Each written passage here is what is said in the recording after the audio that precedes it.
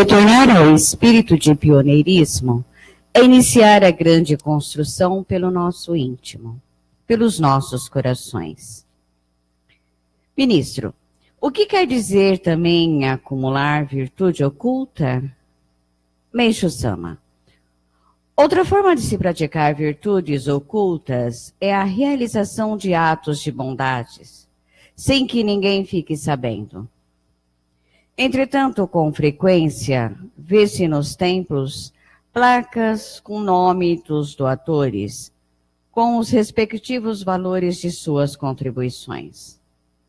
Essa atitude que visa a tornar pública a boa ação praticada não é virtude, pois permanece apenas no nível da aparência. Além disso, quando os outros tomam conhecimento do fato, a recompensa já foi obtida.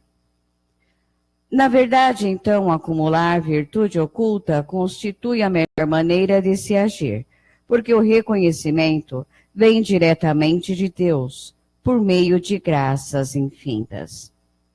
No entanto, o ser humano não se contenta com atitudes discretas, porque está sempre querendo se mostrar. Desconhece o valor dos atos de bondades, realizados sem que ninguém tome conhecimento, mas que justamente vêm a ser os que são recompensados por Deus inúmeras vezes mais. Em síntese, não existe procedimento mais extraordinário e excelente que a prática de virtudes ocultas. Contudo, hoje em dia, as pessoas desconhecem essa verdade, pois só vivem de aparências.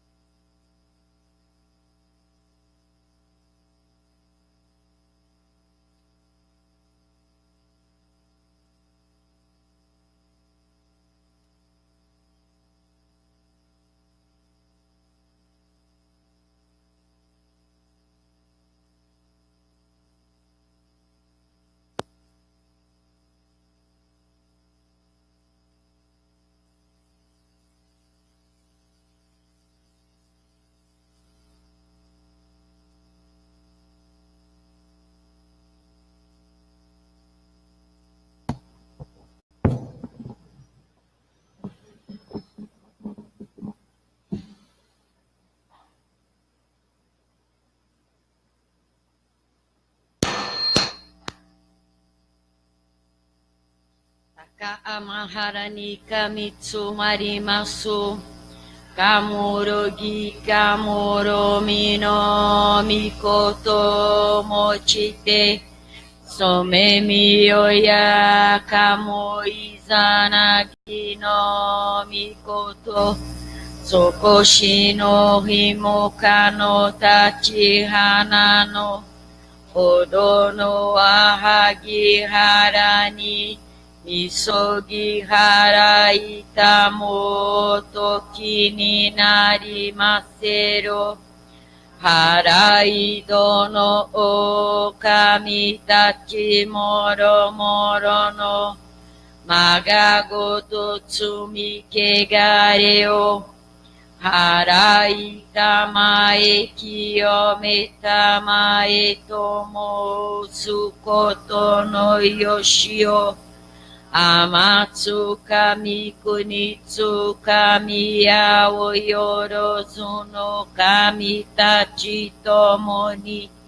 Ame no fuchiko mano mimi furita tete.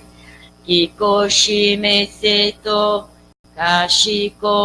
Kashikomi momausu. Biroku o mikami, mamori tamae saki hae tamae. Biroku o mikami, mamori tamae saki hae tamae. Meishiano mikami, mamori tamae saki hae tamae. Meishiano mikami, mamori tamae saki hae tamae.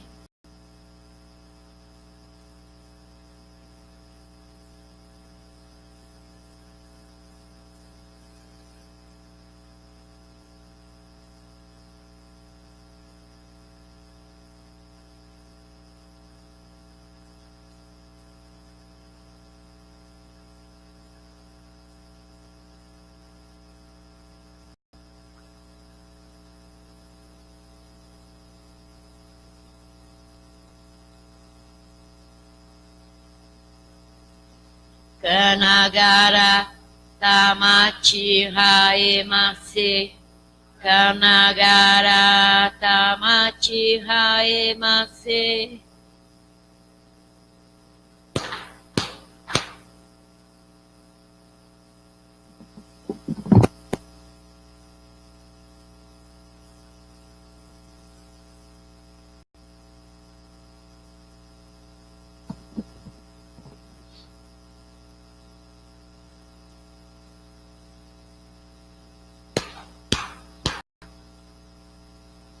Hirokudai kokuten, mamori tamae saki hae tamae.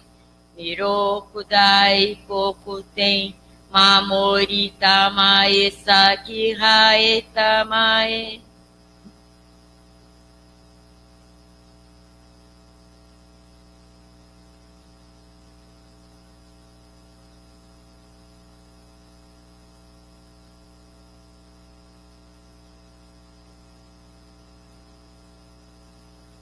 Kanagara tamachi haemase. Kanagara tamachi haemase.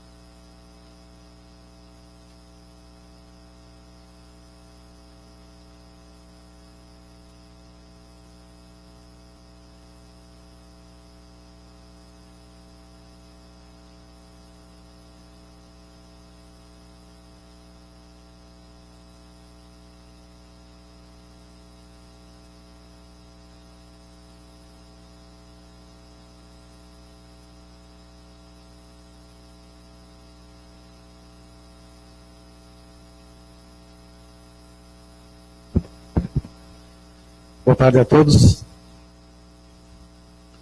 tema de hoje do ensinamento, ser amado por Deus.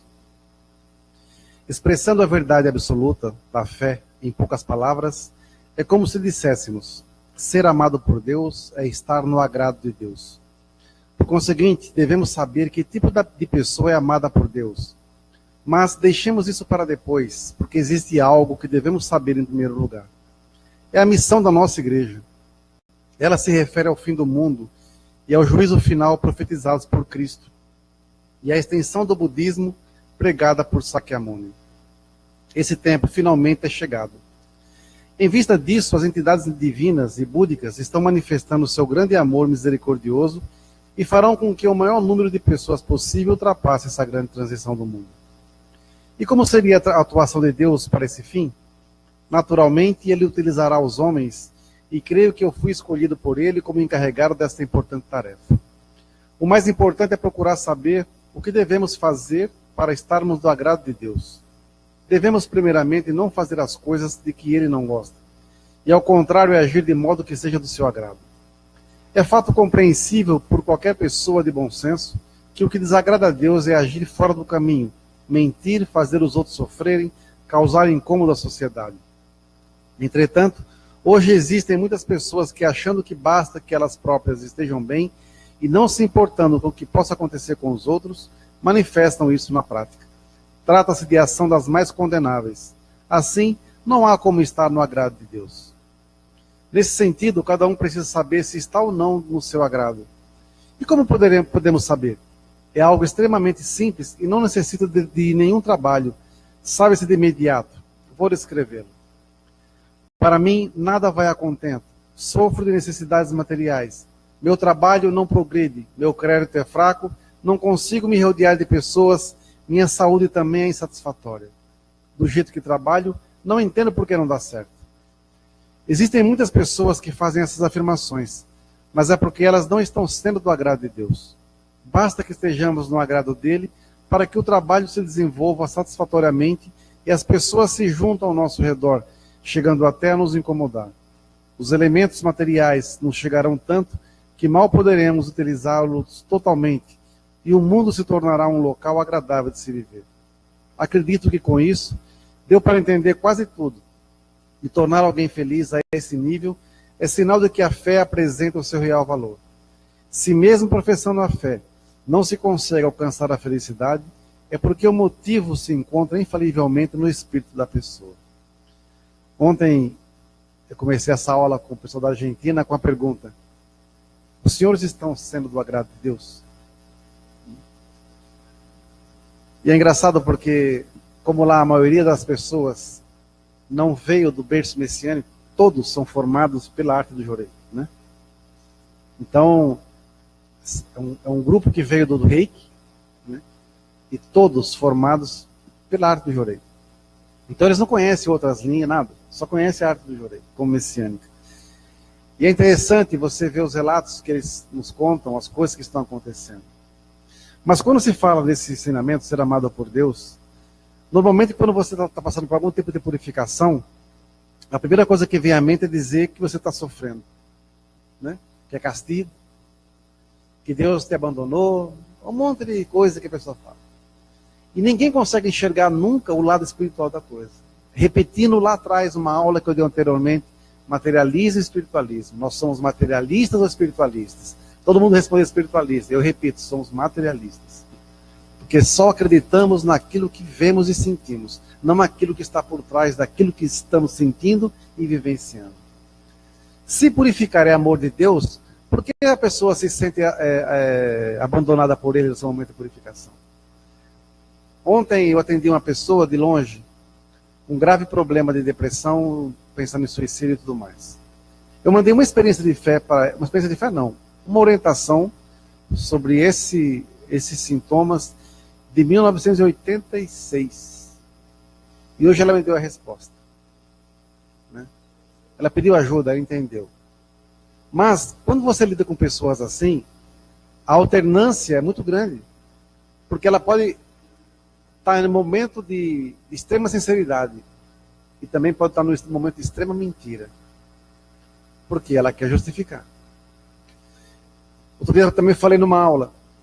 Quando você está purificando, ou sofrendo, ou fazendo alguma coisa, você quer achar alguma coisa no universo que justifique o seu erro, a sua postura, o seu modo de agir. Você vai caçar um ensinamento, desenterrar, sabe lá Deus da onde, para achar alguma coisa que justifique. Né? Muitas vezes, eu já discuti muito com pessoas de outras religiões, quando viam muitos aqui que queriam usar a Bíblia para poder nos atacar. Usar a Bíblia como uma arma. E eu pegava a Bíblia dele e invertia para ele mesmo. Então eu fazia com que ele se situasse nessa condição de entender que a mesma palavra que ele profere contra mim, ele mesmo pode ouvir e proferir contra ele mesmo. Ou seja, eu usava a palavra sagrada da Bíblia para poder atacar a igreja e eu revertia a palavra dele contra ele mesmo, fazendo com que ele entendesse que ele estava agindo erradamente. Muitas pessoas usam o ensinamento do Meixo Sama como uma arma. Hoje, conversando com um amigo meu, ele fala que as pessoas querem saber de novidades. Novidades assim, algo novo, aprofundar a fé. Se você vai procurar, às vezes, a ajuda de algum ministro, algum sacerdote de outras religiões, de outras igrejas, a linha é sempre a mesma. Está sofrendo porque falta donativo de gratidão. Está sofrendo porque é antepassado. Só isso, ninguém purifica de outras coisas. Né? Não tem outras causas. Por isso que nós temos que aprofundar em muito o estudo do ensinamento. Ele até falou uma frase agora. Cada vez mais eu penso que se nós, membros, ministros, missionários, não estudarmos e aprofundarmos os estudos, nós vamos passar muita vergonha com as pessoas que estão chegando, buscando. E eu falei para ele, eu falo e repito aqui, sempre, né, para os ministros, para os membros, estudem, leiam, pratiquem o ensinamento de Meixo Sama, porque senão vocês vão passar vergonha. As pessoas que estão chegando aqui estão vindo com conhecimento totalmente diferente, são pessoas com conhecimento bem distinto. Não estou dizendo que nós temos que aprofundar em outras religiões, não é isso. Mas você tem que ser muito forte no ensinamento para poder responder qualquer pergunta. Ah, mas eu não sei falar sobre a Bíblia. Não precisa, você vai falar sobre o ensinamento que está na Bíblia.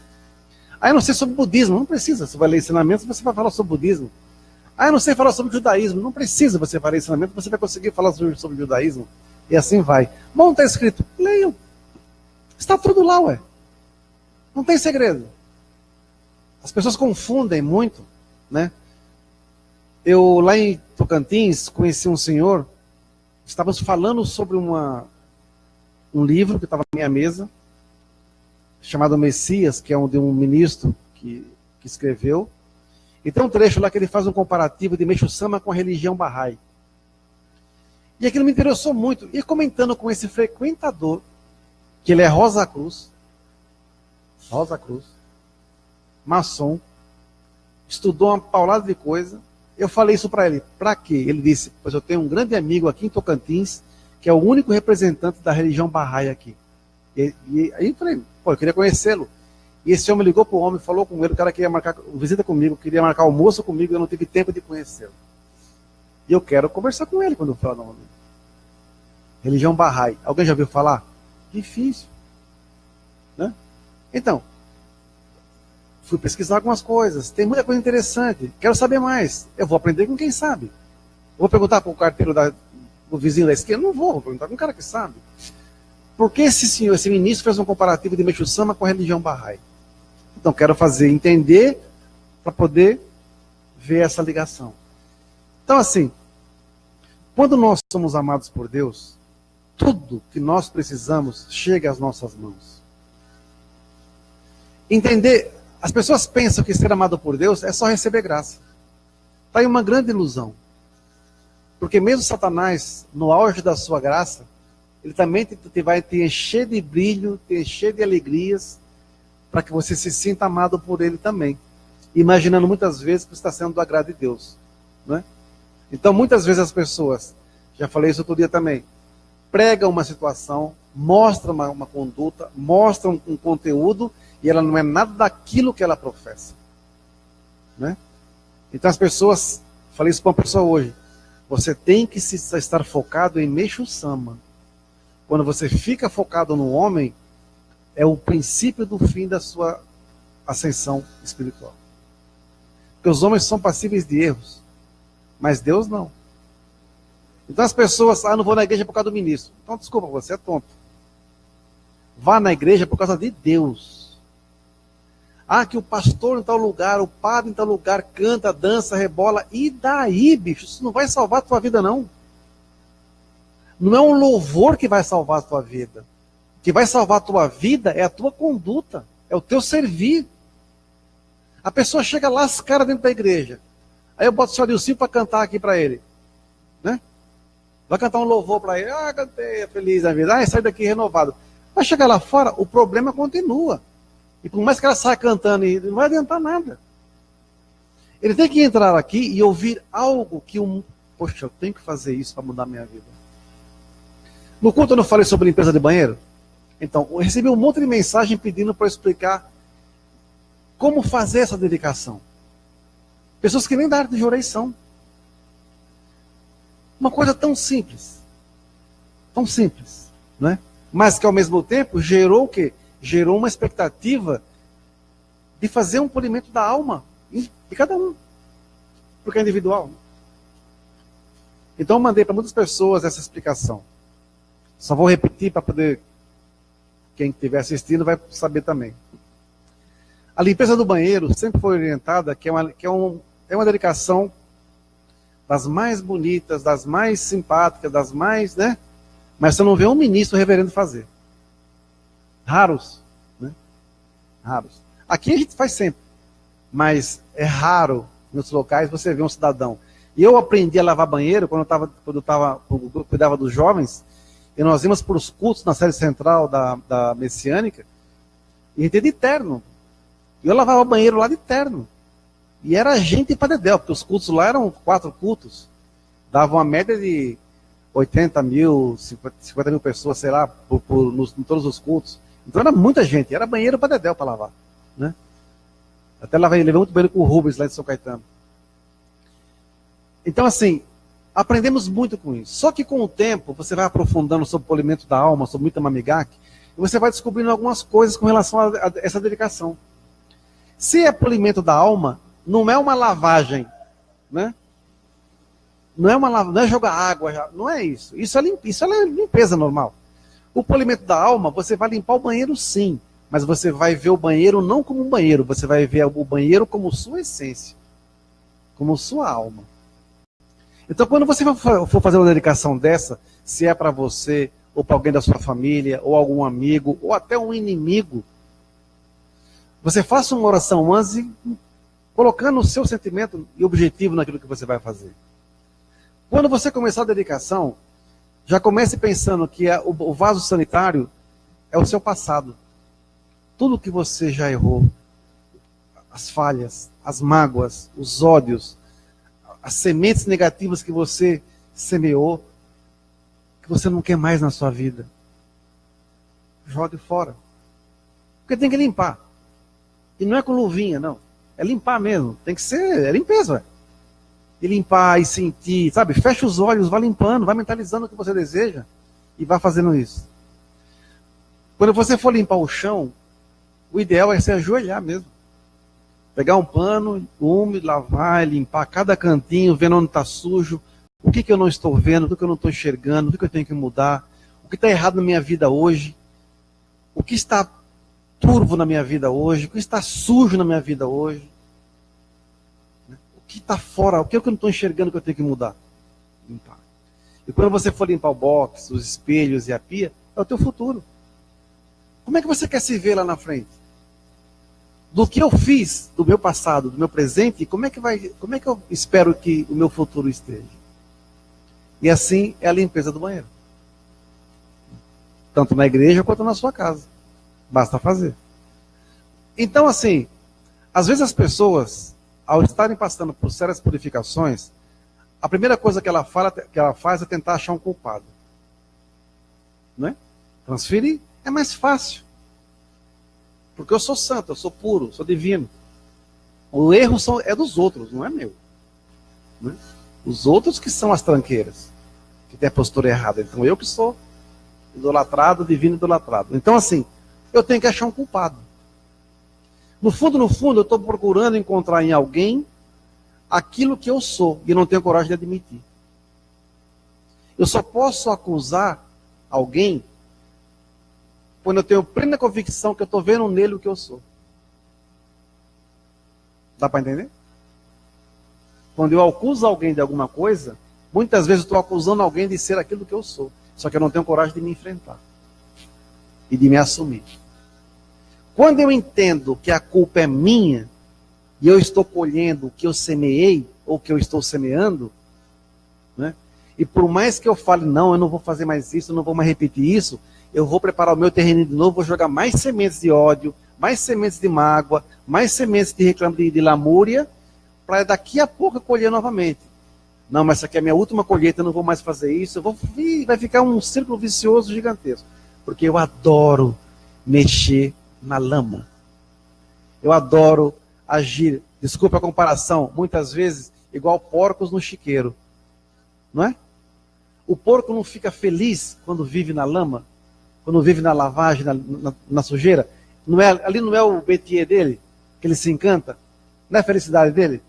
Então, as pessoas quando vivem em nível de inferno, a alegria dela é viver nesse nível. Só que elas não conseguem enxergar isso. Dizem que estão infelizes, mas não saem do inferno. Porque é cômodo. É mais fácil você ser vítima do que você ser o culpado, né? O algoz. Né? Não, mas é mais fácil. É. Aí você sai carregando uma carroça, uma cruz gigantesca. Essa é a minha cruz. Tenham dó de mim. Eu sofro. Né? Você não pede ajuda. Você quer saber quem são as pessoas que estão colocando cravos na minha cruz. Quem está colocando mais pedra no meu carrinho. Você não quer que ninguém ajude você a empurrar. Você quer que as pessoas vejam a tua desgraça. Que tenham mais dó de você ainda. Né? Então, é diferente, ué. Né? Repetindo a pergunta que eu fiz no culto, nos outros cultos e nas aulas. Se você tivesse que ir ao inferno para se salvar o teu espírito, você iria? Né? Como eu respondi lá em Palmas, que me perguntaram, eu falei assim, é claro que eu iria me salvar. Aí perguntou, mas por que eu só iria se salvar? Porque eu valho a pena. Eu sei que eu valho a pena. Porque se eu não valesse a pena, eu não estaria aqui. Se eu não tivesse valor, eu não estaria aqui. Se eu fosse uma tranqueira, um Zé Ruela da vida, estaria por aí, enganando as pessoas, usando a igreja para poder ser mais um coitadinho da vida, para usurpar a fé dos membros e tudo mais. Ou, né?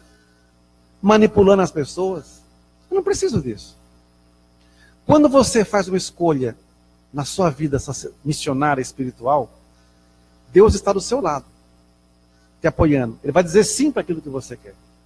Se eu disse sim e Deus fala assim, disse sim, então sim para você também, Ele vai te conduzir por um caminho, primeiro de limpeza, de aprimoramento e aperfeiçoamento para que você seja forte. Porque para ser fraco, tem um bando de Zé Ruela por aí para fazer isso. São as vítimas carregando as suas cruzes, os coitadinhos. Né? Para isso aí, né, não precisa de treinamento. Basta ser covarde, basta ser fraco, manipulador. Né? Isso pode ser à vontade, não precisa. Agora, para ser diferente, tem que dar uma raladinha. Né? Tem que dar uma raladinha. É a parábola da espada. Como é que eu vou fazer uma espada forte, inquebrável, se eu não alternar caldeamento, batidas de martelo na bigorna, água gelada, fogo, martelo, água, várias e várias vezes, para que ela seja inquebrável. Se vocês pesquisarem e ver a história das katanas, as espadas japonesas, eu estava vendo um documentário de uma família que tem séculos de tradição no Japão, que a família só faz katanas. É todo um processo, é um ritual. Não é só pegar o material X, não. Tem todo um processo. Tem que fazer oração, tem que fazer... é um negócio de doido. É uma coisa de Deus para fazer uma arma. Só que a katana, ela tem um significado muito mais profundo. E se nós temos e desejamos ser como as katanas, que sejamos katanas divinas. Para quê? Para lutar contra o mal? Também. Mas o principal não é lutar contra o mal. Eu não vou sair para a rua. Quem que é mal aí que eu vou sair na porrada? Não vou fazer isso, eu não sou besta. Nós temos que resgatar quem quer ser salvo. E às vezes a pessoa quer ser salva e está presa, alguém, eu quero sair, mas ele não me deixa. Aí você vai sacar a sua espada, solta, senão você vai tomar um cacete. Aí sim aí vale a pena. Não é? Se a pessoa, não, eu estou bem aqui, então fico. Para que eu vou desembainhar minha espada para lutar por quem não vale a pena? Nós temos que lutar por algo que vale a pena, que vale a pena. Por isso que Deus nos testa. Mas Ele só vai te dar uma missão maior quando você estiver pronto. Ele não vai dar a direção de uma igreja, a direção de uma casa, não importa o que seja, para uma pessoa despreparada. Eu, particularmente, não me sinto preparado para liderar uma igreja. Eu estou em fase de preparação. Eu estou em fase de formação. A Arte Jorei vai fazer semana que vem 14 anos. Né? Então nós estamos engatinhando. Se for olhar a história nossa desde o início, quanto sofrimento. Pô, não foi fácil não. Mas graças a esse sofrimento, hoje eu estou um pouquinho mais forte do que eu era 14 anos atrás. O que eu sofri há 14 anos atrás, se eu passar hoje, eu passo de letra. O que eu chorei há 14 anos atrás, hoje eu não choro não. O que eu engoli de sapo há 14 anos atrás, hoje eu não engulo não. O que eu abaixei a cabeça há 14 anos atrás, hoje de forma alguma. O que eu engoli de sapo há 14 anos atrás, hoje eu já não engoliria mais. Mas nesses 14 anos eu tive que aprender os porquês. Não é Gá, como nós falamos agora ontem, né? Não é Gá. Gá, para ser arrogante, para ser metido, para ser burro, isso não serve para nada, não salva ninguém. Agora, Gá para ter resultado é diferente. Vocês lembram, mais vocês duas, quando eu estava no Parque São Lucas, quando eu estava na sede, que eu ligava às vezes para Eurídice e falava assim, Eurídice, reúne o povo. Verdade. Eu trabalhava na sede e quando eu via alguma trairagem em cima do Jorei Center, eu ficava doido. Falei, reúne o povo aí, reúne a nossa equipe. E era uma galera, não é? E quando tinha reunião, todo mundo ia. Chegava lá, eu já chegava bravo. Gente, aconteceu isso. Falaram isso, fizeram isso contra o Parque São Lucas. Estão falando que nós fazemos isso, tudo mentira. Falei, então agora vamos fazer mais ainda. Mas eu falava com um gá enorme. Mas não era o gá de vingança. Vamos me dedicar mais, vamos encaminhar mais. E a igreja lotava. Porque nós ficávamos mordidos. E a gente direcionava o nosso gá para resultado. Não adianta eu ter um gá revolto e ficar lá muriando, reclamando, postando babaquice na internet, falando um monte de abobrinha, que eu não vou salvar ninguém. Eu vou ser mais uma tranqueira solta no mundo da internet.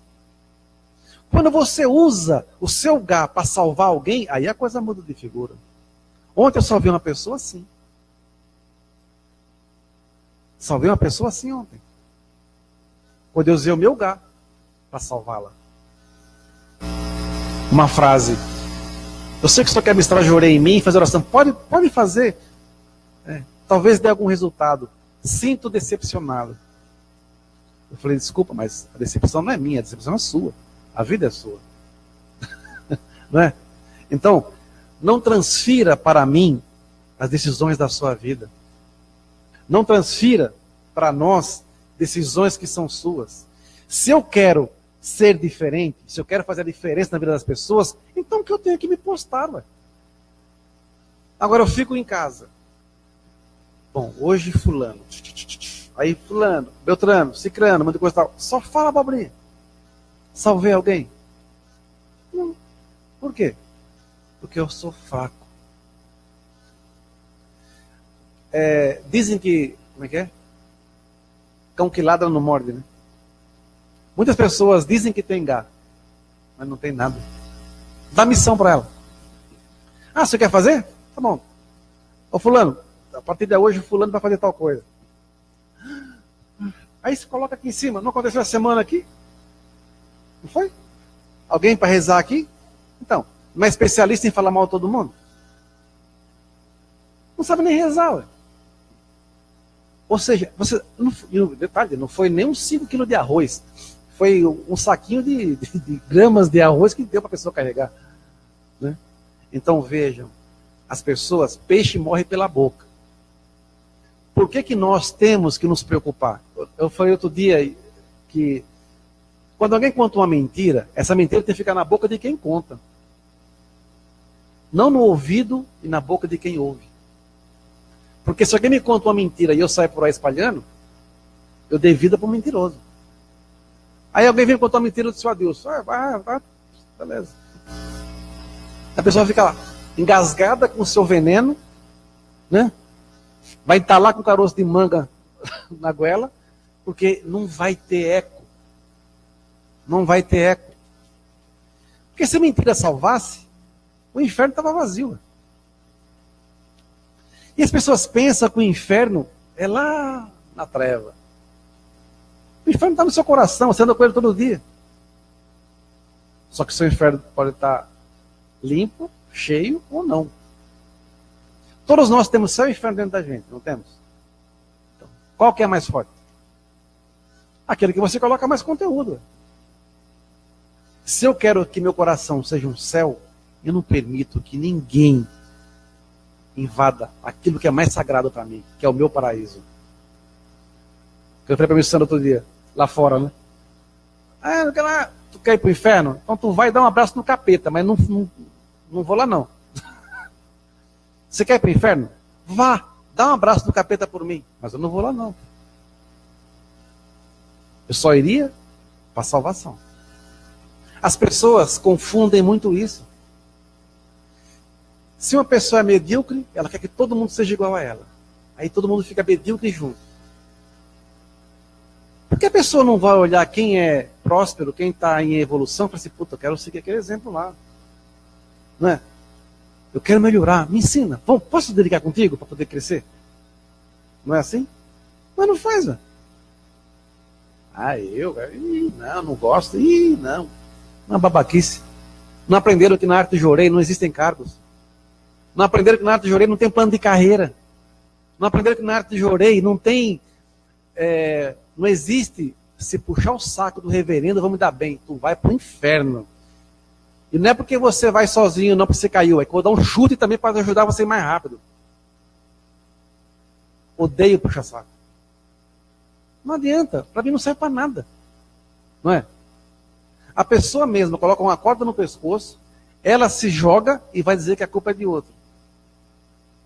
Eu aprendi uma coisa. Se eu tenho pessoas boas que eu posso aprender, eu vou colar nela, eu quero aprender, meu amigo. Aí eu sou reverendo, eu não sei nada. Tem que aprender, ué. Por isso que eu falei para a Simone do Rio de Janeiro lá sobre sensei. Nós não somos sensei. Quando eu tiver uns 100 anos, já tiver caminhado muito, eu posso ensinar alguma coisinha que eu aprendi. Porque sensei é uma palavra muito forte, né? Não é mesmo, cara? Quer dizer, mestre, professor. Como é que você vai ensinar aquilo que você não sente? Hoje nivelaram por baixo. Qualquer tranqueira é sensei. Não é? Mas lá atrás, na época que eu conheci os pioneiros, aí você tinha valor. Né? Que eu me lembre, até hoje, eu só chamei 3 pessoas de sensei na minha vida. Uma era meu chefe, Reverendo Moriyama. Ele era bravo pra caramba. Ninguém gostava dele. Eu adorava aquele homem. Porque ele me ensinou. E quem me ensina, eu tenho que abaixar a cabeça. O outro foi o Reverendo Nakahashi, que também me ensinou muita coisa. Também teve o Reverendo Watanabe, com quem eu conversei algumas vezes. E que me ensinou e me deu a resposta que eu nunca vou esquecer na minha vida. Quando ele falou para mim que eu era um pássaro e eu precisava voar. Dorival, você é um pássaro? Precisa voar. Antes ele disse que eu era um peixe. Estava preso num aquário que era a sede central. Eu precisava do oceano para mim. E eu nunca esqueci isso. Porque anos depois que eu saí da sede, que eu saí da igreja messiânica, eu fui para na Arte do Jorei, lendo uma experiência de fé do reverendo. Eu vi quando ele estava lá no Japão, para embarcar no navio, para vir para o Brasil. Os amigos disseram para ele, Techan, né? Que é Tetsu, né? Techan, você é um condor. O Japão é muito pequeno para você. No Brasil você vai poder voar muito mais. Eu nunca esqueci isso. Então ele falou a mesma coisa que ele ouviu, ele falou para mim. Então assim, quem nos ensina algo, é um professor para a gente. Não importa quem seja. Não importa quem seja. Pode ser até um mendigo da rua. Como o seu Juarez outro dia aqui na porta. Né? Verdade. Então, se eu posso chamar uma pessoa bem simples, morador de rua, que me deu uma lição de uma coisinha tão simples, para mim foi um sensei naquele momento. As pessoas confundem sabedoria com erudição. A pessoa sabe muito, sabe nada. Não adianta você falar de Meixo Sama pelos livros. Meixo Sama tem que ser falado pelos atos. Não é? Que o Jorei salva. Tu ministra. Como é que você faz? Se você não ministra. Não. Levantar o braço, qualquer Zé Ruela levanta. Levantar o braço, estou lá. Não adianta nada. Na minha sala, por exemplo, eu ministro Jorei lá? Alguma vez já me viu ministrando Jorei na minha sala? Não. É na nave. Eu só recebo Jorei na minha sala dia de culto. Eu fico lá quietinho, recebo meu Jorei antes do culto. Só. Que as pessoas confundem atendimento individualizado para ministrar Jorei, conversar, levar um papo. Não, que eu tenho que aproveitar essa. Quer aproveitar nada, meu. Quer Jorei, não é Jorei. As pessoas não entenderam ainda que o Jorei salva. E a melhor condição de você ser amado por Deus é ministrar Jorei. O problema financeiro grave. Vamos receber Jorei que vai melhorar. O problema de saúde. Vamos receber Jorei que vai melhorar. O problema de conflito. Vamos receber Jorei que vai melhorar. Receber e ministrar. O segredo de tudo está no Jorei. Só que as pessoas não entendem. Elas querem achar respostas em tudo quanto é coisa. Aí vai estar de um vidente, vai estar de um leitor de não sei o que lá, vai fazer. Não, cara, o segredo está aqui. Nada contra. Até porque eu gosto pra caramba dessas paradas espiritual. Né? E é incrível que por afinidade, aonde eu vou, encontro pessoas especiais que vêm ao meu encontro. E eu ministro Jorei. Como aconteceu em Palmas. Você Jorei no Pai de Santo. E na esposa também. E as pessoas falam assim, esse encontro estava marcado. Então, se o mundo espiritual conspira para isso, é sinal que as divindades confiam no seu trabalho. Por isso que uma viagem missionária, ela é uma viagem que você vai como representante de Meixo Sama. Não é o Dorival que está indo. Não é a Sandra, Celisete, Cida, Cristina, Moacir. Não é isso. Quem está indo é Meixo Sama, personificado um sacerdote, no nosso caso, da arte de Jorei. Se a pessoa entender isso, fica tão simples a fé. Tão simples, não é? Mas não entendem.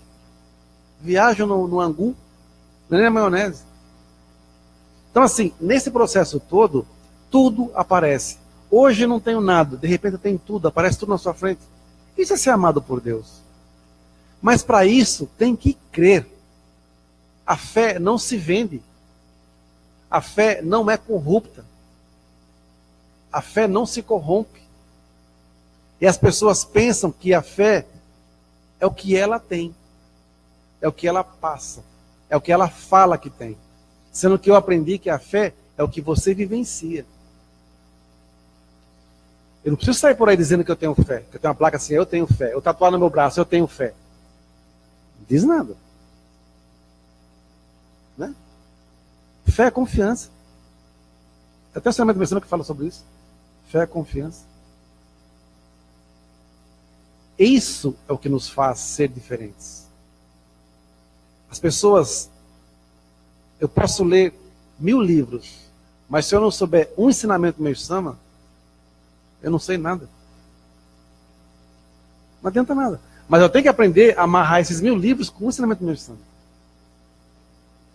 Por quê? Desses anos todos eu consigo leio vários livros e consigo fazer uma interação com todas essas linhas. Se nós lermos sobre a formação do povo japonês do ponto de vista espiritual, vamos ver o nascimento de Kanon. Como é que nasceu Kanon? As divindades. Aí você vai entender sobre muitas situações. Você vai entender, no caso do Brasil, por exemplo, as entidades que nós temos, sei lá, vamos colocar da linha umbandista, né, de outras linhas. Você vai entender os porquês. Se você vai pegar a linha mais mística dos Incas, lá do Peru, vai entender também tudo dentro dessa linha, desse livro, desse ensinamento do Mestre Sama. Os porquês. Não é igual, mas você vai conseguir entender alguns pontos. Por que nasceu assim? Por que é assado? Por que é aquilo outro? Se você pegar a Atlântida, por exemplo, e ver a história de Atlântida, vai ver que de repente tem muita similaridade com o que o Mestre Sama fala. Se ele fala que há 3.000 anos atrás vivemos no mesmo grupo sacerdotal, será que não somos Atlantes? Não vivemos na mesma era? Se a era da luz era 3.000 anos atrás, foi a era dos Atlantes. De um alto grau de civilização. Como é que surgiram as pirâmides? Quem é o gênio que bolou aquilo lá, naquela época? Aqueles desenhos doidos que tem lá no Peru, Nazca, naqueles desenhos místicos lá que tem lá. Mesmo a arquitetura inca, a arquitetura maia, asteca, tem alguma razão. Então, muita coisa as pessoas não prestam atenção. Então, se nós temos vimos, a gente traz essa herança ancestral lá de trás, vamos respeitar isso. Mas tem uma coisa que é muito doida. Porque se nós trazemos uma herança ancestral de eras altamente evoluídas, por que as pessoas caem tanto a nível de animal? Né? Por que caem tanto a nível de animal? O maior mal do homem hoje é a vaidade. Não é nem o ego, é a vaidade. Eu quero ser reconhecido. Né? Eu quero que me chame disso. Eu quero ser aquilo. Eu quero uma cadeira. Sandra, cadê o Shibori, Sandra? Você não trouxe. Você não colocou nem o desinfetante no Shibori?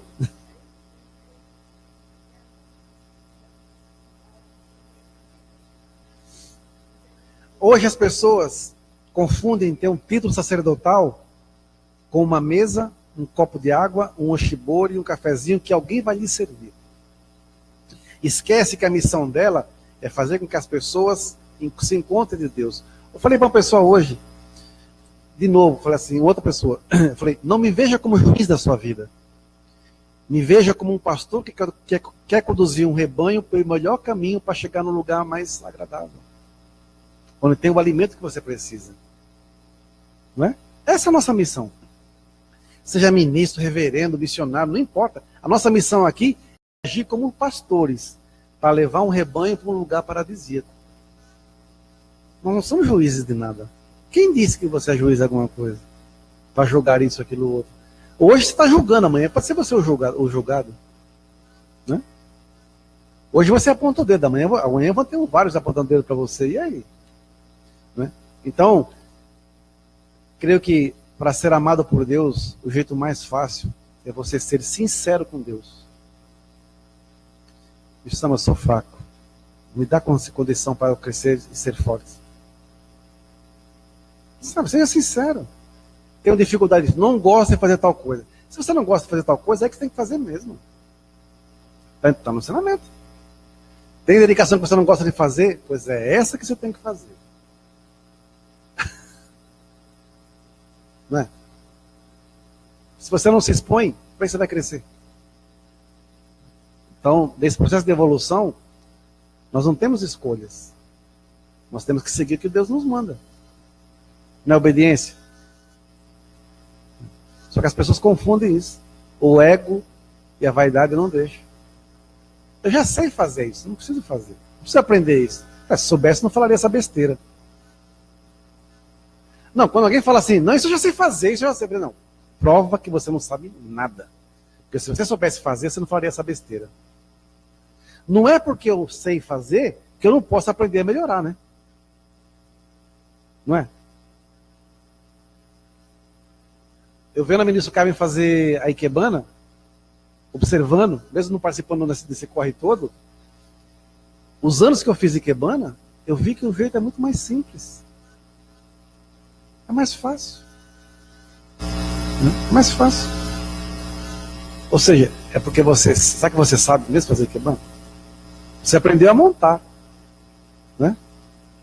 Então, é um aprendizado constante. Constante. Se tiver coisas que a gente pode melhorar na igreja, nós vamos melhorar. Tudo é evolução. Se tiver que conversar com pessoas mais antigas, eu vou conversar sim. Não tenho vergonha de aprender. Qual que é o problema? Pior é aquele mocorongo que acha que sabe tudo e quer ensinar aquilo que ele nunca fez. E vai atrair pessoas com afinidade igual a ele. Pessoas que vão vender a mãe fatiada para ter um cargo, ter uma posição. Ser chamado de ministro, de reverendo, reverendíssimo. Tem um monte de tranqueira aí, cara. Daqui a pouco o cachorro está sendo otorgado, galinha sendo otorgada, porco sendo otorgado. O negócio é ter volume. Aí vai dizer que o Meixo Sama intuiu que tinha que otorgar. Não é assim? Tem pessoas que têm a ligação direta com o Meixo Sama. Recebe e-mail, mensagem direta, aos montes. Só que esquece que tem duas linhas, positiva e negativa. Dependendo do teu nível espiritual, você vai receber de um jeito. Dependendo do nível espiritual, pode ser Satanás disfarçado do Meixo Sama. Vendo na caixa que falava, você pode estar rezando aqui no altar. Mas de repente na imagem não é Meixo Sama que está ali. Não é Deus que está ali. Pode ser Satanás que está disfarçado. Por isso que tem que tomar muito cuidado. Certo? Claro que não, é besta. Satanás vai vir como tem que vir. Uma vez o Reverendo Nakahashi disse, seu Juarez, uma coisa muito interessante, voltando a falar sobre o banheiro. Ele falou assim que no banheiro existe uma deusa, existe uma Kanon, e ela é muito bonita. Por isso que o banheiro tem que estar sempre arrumado e limpo. As pessoas pensam que o banheiro é o lugar mais sujo que existe, mais baixo. E às vezes não é. Não é doido?